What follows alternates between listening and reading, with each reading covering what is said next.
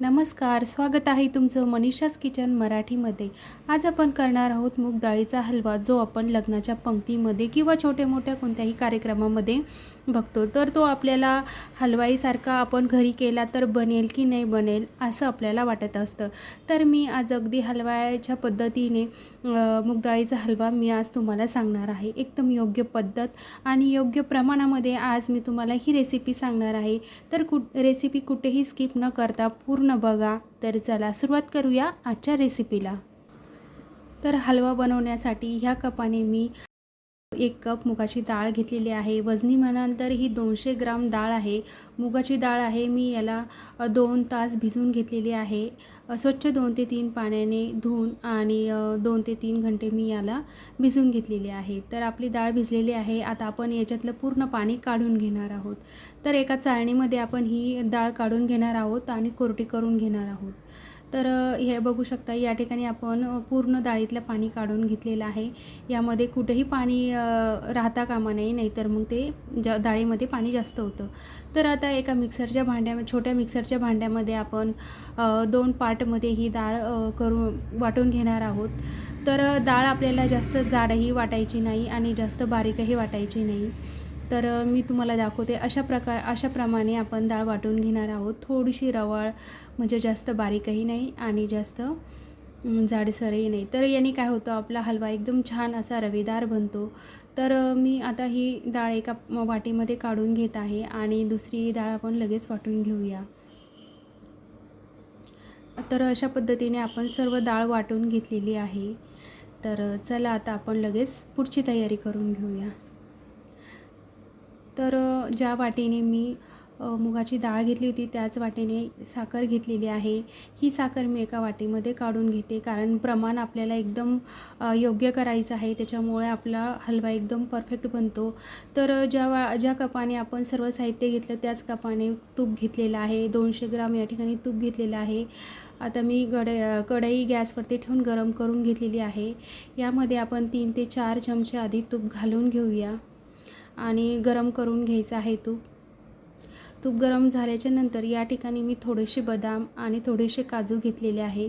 तुम्ही तुमच्या आवडीनुसार ड्रायफ्रूट्स टाकू शकता। तर आपल्याला या ठिकाणी 2 ते 3 मिनिट कमी गॅसवरती हे काजू आणि बदाम थोडेसे तळून घ्यायचे आहे, म्हणजे हलव्यामध्ये आपल्याला हे कुटून घालायचे आहे। आता 2 चमचे या ठिकाणी मी बारीक रवा घेतलेला आहे, हा आपण तुपात घालून घेऊया। तर रव्याने काय होतं की आपण जेव्हा डाळ यामध्ये घालतो, वाटलेली डाळ, तर ती अजिबात कढईला चिटकत नाही। तर रवा नक्की घाला, ही खास टीप आहे की आपण रवा घातल्यामुळे आपल्या जी डाळ असते, ओली डाळ, ती अजिबात शेवटपर्यंत कढईला चिटकत नाही। आता यामध्ये आपण जी वाटलेली डाळ आहे ती घालून घेऊया। सर्व डाळ या ठिकाणी मी घालून घेतलेली आहे आणि साधारण मी 5 मिनिट इथं डाळ हलवून घेतलेली आहे। सुरुवातीचे 5 मिनिट डाळ भाजताना किंवा आपल्याला हलवताना खूप जड जाते। 5 मिनिटाच्या नंतर मी या ठिकाणी पुन्हा 2 ते 3 चमचे तूप घालून घेतलेलं आहे आणि आता आपण ही सतत हलवत 5 मिनिटांनी बघू शकता आपली डाळ एकदम मऊसूत आणि एकदम मोकळी होत आहे।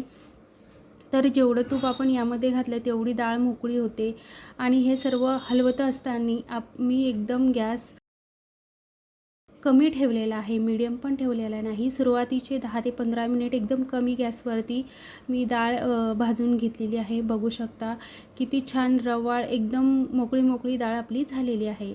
जोपर्यंत आपली डाळ भाजत आहे कढईमध्ये, तोपर्यंत आपण यासाठी पाक करून घेऊया। जी मी साखर मोजून घेतलेली होती ती साखर आणि त्याच वाटीने 1 वाटी पाणी घेतलेलं आहे। पाक आपल्याला जास्त घट्ट करायचा नाही, फक्त साखर पाण्यामध्ये विरघळून द्यायची आहे। त्यामध्ये आता मी थोडेसे 2 ते 3 काड्या केसर घातलेल्या आहे, थोडंसं 1 चमचा वेलची पावडर घातलेला आहे आणि हलवून घेऊन आता साधारण 1 ते 2 मिनिट आपल्याला हा पाक उकळून घ्यायचा आहे आणि गॅस बंद करून घ्यायचा आहे। या ठिकाणी आपल्याला जास्त पाक शिजवायचा नाही, थोडासाच शिजून द्यायचा आहे। बघू शकता या ठिकाणी आपला पाक तयार झालेला आहे। आता एकीकडे आपली डाळ ही छान मस्त अशी भाजलेली आहे किंवा भाजत आहे।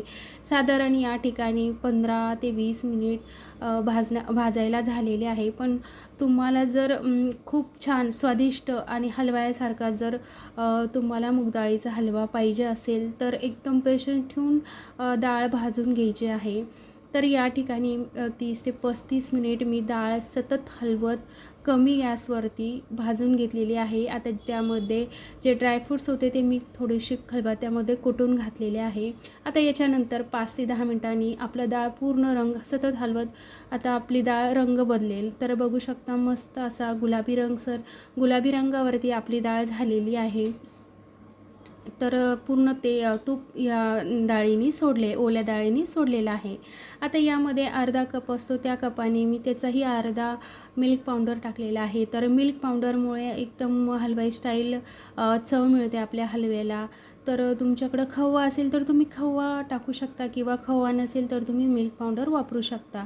आता आपण जो पाक केलेला होता ना तो आता यामध्ये आपण सर्व घालून घेतलेला आहे आणि सतत हलवत आपण यामधील सर्व गिठोळ्या ज्या होतात त्या फोडून घेतलेल्या आहे। बघू शकता साधारण 2 मिनिट मी हलवलेलं आहे आणि या ठिकाणी असं मस्त आपल्या हलव्याला छान असा रंग आलेला आहे। आता यावरती आपण 2 मिनिट झाकण ठेवणार आहोत। तर 2 मिनिट झालेले आहे। 2 मिनिटानंतर बघू शकता आपलं कढईमध्ये हलवाचा तूप सोडत आहे। तर आता आपण हलवून घेऊया। तर बघू शकता या ठिकाणी तर आता आपण यावरती हलवून घेऊया आणि यावरती पुन्हा 2 ते 3 मिनिट झाकण ठेवूया। तर 2 ते 3 मिनिटानंतर बघू शकता या ठिकाणी मस्त असा हलवा आपला हलवाई स्टाईल हलवा दिसत आहे। एकदम रवेदार असा छान असा हलवा झालेला आहे। तर पूर्ण 5 मिनिट मी झाकण ठेवून हलवा शिजवून घेतलेला आहे। एकदम मऊसूत असा आपला हलवा झालेला आहे। बघू शकता आपल्या चटणीवरती हलवा धरला की एकदम आल्हाद पडला पाहिजे तो कढईमध्ये, म्हणजे एकदम परफेक्ट असा आपला हलवा झालेला आहे। तर आपण आता याची प्लेटिंग करून घेतलेली आहे। तर बघू शकता मस्त मऊसूत आणि रवेदार असा आपला हलवाई स्टाईल हलवा तयार झालेला आहे।